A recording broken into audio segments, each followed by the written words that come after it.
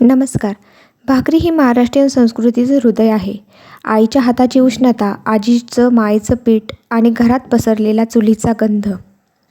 कधी वाटतं पिठात पाणी मिसळताना त्या हातात फक्त पीठ नसतं, तिथं असते माया, काळजी आणि रोजचं प्रेम. आज आपण बनवणार आहोत अशीच एक डिश जिच्या एका घासात संपूर्ण घराची ऊब आहे. आपली आपुलकीची भाकरी. तर मग एका ताटात पीठ घ्या आणि त्यात थोडंसं पाणी घालून मळायला सुरुवात करा. हातात रग लागेपर्यंत पीठ मळा, अगदी प्रेमानं. ते पीठ मऊसर एकजीव झालं पाहिजे, जसं की आपल्या घरातलं वातावरण. आता गोळा करून तो हलक्या हाताने पोळपाटावर वा ताटावर थापत जा. थोडं गोल होतं, थोडं वाकडं, पण ते आपल्या हाताचं, आपुलकीचं. तवा गरम करा आणि थापलेली भाकरी त्यावर टाका. एक एक बाजू खरपूस भाजा, मग दुसरी. हातानं थोडंसं दाबा.